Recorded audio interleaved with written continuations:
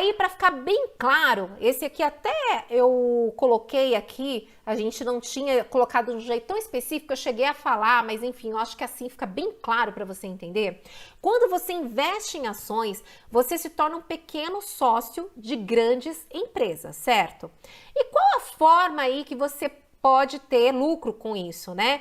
Você pode estar recebendo os dividendos ou juros sobre capital próprio. Teoricamente é a mesma coisa, só que até agora dividendos é isento de imposto de renda e juros de capital próprio não. Nesse caso, o investidor ele paga imposto de renda.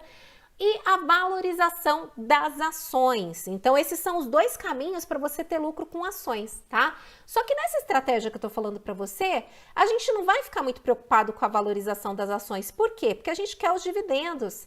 A gente não vai ficar preocupado em oscilação do patrimônio. Como o Barsi fala, o patrimônio é vaidade, né? O que a gente quer é os dividendos. A gente vai olhar as ações como a galinha dos ovos de ouro. As ações é a galinha e os dividendos é os ovos de ouro. Então, por isso que é interessante você manter essas ações, porque a ideia é só que você retire esses ovos de ouro, tá? Só que assim, eu tô falando que você não pode matar a galinha, né? Não pode vender as ações, mas a questão é óbvio que no meio do caminho é muito importante você acompanhar a empresa, porque a empresa geralmente quando ela não tá indo bem, ela vai dando sinais, né? E aí, por que investir em ações? Porque o investimento em ações, ele protege o seu dinheiro contra a inflação no longo prazo, porque a inflação é o aumento de preços, né? E quem que aumenta esse preço? São as empresas, né? São os produtos. Então, automaticamente, quando aumenta o valor dos produtos, a empresa vai ter mais lucro, não vai? Então, esse lucro, teoricamente, é repassado, então, para os seus acionistas, em forma de dividendos, reinvestindo na empresa. Então, se a inflação aumenta, é porque as empresas estão aumentando o preço dos seus produtos. Então, acaba a ação acompanhando aí a alta da inflação, tá? E aí, quando aumenta o lucro da empresa, os dividendos tendem a crescer também. Que fique claro que não é uma regra, não é uma regra do mercado, tá? Geralmente é assim que acontece. E aí você precisa estar ali acompanhando a sua empresa parceira, que você é sócio, que você é sócia, para ver se continua realmente lucro crescendo, dividendos crescendo, está bem, está tudo certo, né? Lucro crescendo, dividendo crescendo, tem mais alguns pontinhos que a gente vai falar até no final da nossa aula, e aí você entende então que é um bom negócio, tá? E aí, vamos lá, tem essa frase aqui do Bazin que eu amo, desse Bazin, jornalista, operador de bolsa durante muitos anos, tem o livro Faça Fortuna com Ações, já falei aqui, leia esse livro, porque para quem quer investir em bolsa, ele fala de todos os pontos que quando eu li o livro, eu falei, gente, é tudo que eu acredito que está escrito aqui nesse livro. E porque ele realmente fala da questão das operações de curto prazo, ele já quebrou das operações de curto prazo, e aí ele descobriu que realmente o caminho do sucesso na Bolsa de Valores é investir em ações com foco em médio e longo prazo e com foco no dividendo, né? Tanto é que ele fala que a Bolsa é o lugar que transforma trabalhadores em patrões. Qual que é o problema disso? A maioria dos trabalhadores não sabem disso, não tem informação, tem medo de investir em bolsa, acha que bolsa é coisa para gente muito rica e eu tô aqui no decorrer das nossas aulas já mostrei que não, que bolsa é uma grande oportunidade da gente construir renda passiva no médio e longo prazo, tá? Então, a ideia aqui, por isso que eu acho esse trabalho tão importante, porque com informação você tem o poder aí de escolher o que fazer com o seu dinheiro da melhor forma, né? Então, esse é o meu trabalho aqui, te dar uma clareza, né, sobre as oportunidades que existem aí na Bolsa de Valores, tá? E aí, você como sócio das empresas, como que funciona isso, né? Funciona assim, as empresas, elas têm duas formas de financiar. Ou ela vai lá para a bolsa, chamar as pessoas para serem acionistas dela, se tornarem sócio, ou ela faz empréstimo, tá? E aí a primeira vez que uma empresa chega na bolsa e fala assim, eu quero ter acionistas externos na minha empresa, e para captar dinheiro, para eu poder aumentar. Nem sempre é esse o caso, tá? Tem empresa que às vezes faz IPO para poder pagar dívida, mas a gente tem que ficar de olho. Honestamente, eu não gosto de entrar em IPO, Não recomendo entrar em IPO, porque a empresa ela ainda não tem histórico, você ainda não entendeu ali na bolsa, né? Porque a partir do momento que ela entra na bolsa, ela tem que abrir a partir de então as demonstrações contábeis dela, tem que mostrar as contas dela, né? E aí isso demora um tempo, né, pra gente entender se realmente é um bom negócio. Então, o que acontece? A primeira vez que a empresa vai lá na bolsa de valores abrir o capital dela e chamar as pessoas para serem sócias, se chama IPO. Então é legal também esse termo, né? Anota aí. Quando alguém falar IPO, você entende que é uma empresa que está chegando na Bolsa de Valores. Ela não fazia parte da Bolsa de Valores e a partir de então ela vai fazer parte, tá? E aí, como que é esse processo? A empresa, né, lança então as ações lá na bolsa, tem todo um processo, mas eu não vou entrar nesse mérito agora, tá? E aí, as corretoras, elas vão ser a intermediária entre o primeiro investidor, a bolsa de valores e as empresas, então tem esse caminho, tá? E aí, como que a empresa, o primeiro investidor, ele então compra essas ações da empresa, né? Se chama o IPO e também no follow-on. O follow-on é quando a empresa já abriu o capital, mas ela quer levantar mais dinheiro junto com os acionistas. E aí o que ela faz? Ela vai lá e faz um follow-on, que é uma chamada de capital, e aí ela vende mais ações, tá? Então, quando você ouvir falar em IPO ou em follow-on, isso é o mercado primário. Tá? Esse é o mercado primário, quando o dinheiro vai direto para o caixa da empresa. Olha que legal que você está aprendendo aqui hoje, hein? Então, quando falar em IPO, follow-on e mercado primário, aí você entende o quê? Que o dinheiro do investidor está indo direto para a empresa, tá?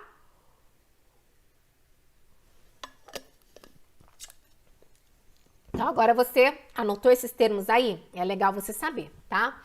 E aí, e depois o que acontece? A empresa vai lá, levando o dinheiro que ela precisa, né? Como que funciona depois, né? Porque a bolsa não para, né? A bolsa não vive só de IPO. Esse ano tá tendo muito IPO. Às vezes tem semana que tá tendo 4 IPOs de uma vez, tá?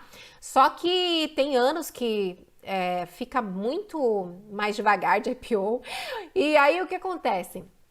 A bolsa, a grande parte da negociação dela é feita no mercado secundário, que é quando o investidor transfere as ações dele para outro investidor. E aí, como que funciona? Investidor, corretora, bolsa de valores e investidor, né? Então tem esse caminho, né? Então, nesse caso, no mercado secundário, é quando a negociação é feita entre os investidores, mas não é feito direto com os investidores. Tem os intermediários aí, tem as corretoras, a bolsa de valores e o investidor, tá? E aí a gente chama nesse caso de mercado secundário. E aqui eu achei legal trazer para você como que funciona o home broker. O que é o home broker? Viu que aqui o investidor, ele não pode chegar lá na empresa e comprar ação direto com a empresa, certo? Ele também não chega na bolsa de valores e vai comprar as ações na bolsa de valores. Por onde ele compra as ações dele? Pelas corretoras. E aí eu já fiz o alerta que é importante, antes de você procurar uma corretora, você verifique se ela está, se você tem interesse aí numa corretora, você verifique se ela está cadastrada no Banco Central, tá? E ela que vai ser a sua intermediária, tá? Para fazer a compra de ações. E aí, quando você abre a conta na corretora e você vai comprar ações, aonde que você faz isso? Você faz isso no home broker.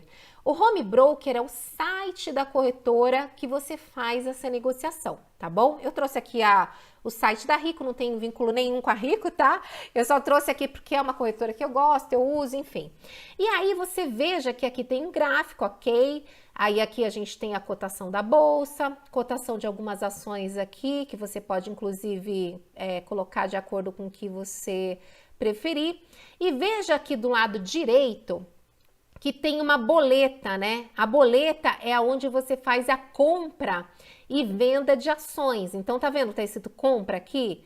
E aí tem o ativo. Tá vendo que tem o ativo? Você coloca aqui o código da empresa, a quantidade, a validade, né? Se é só para hoje que você vai colocar essa ordem. Você pode colocar o preço.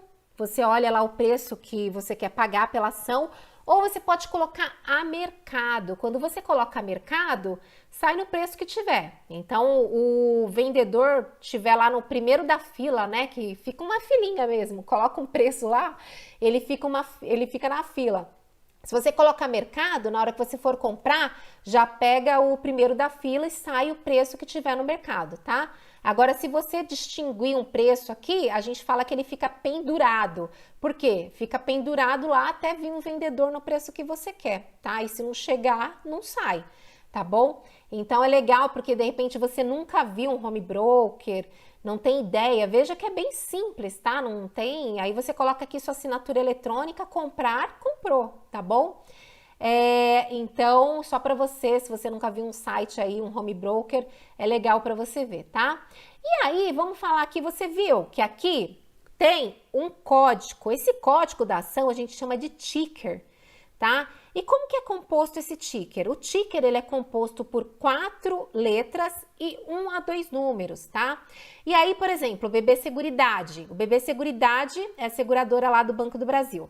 O ticker é BBSE3. Tá vendo que tem um 3 aqui? Esse finalzinho, esse 3, ele identifica que é uma ação ON. E a ação ON, a gente já aprendeu isso, mas quero fixar aqui, você tem direito a voto.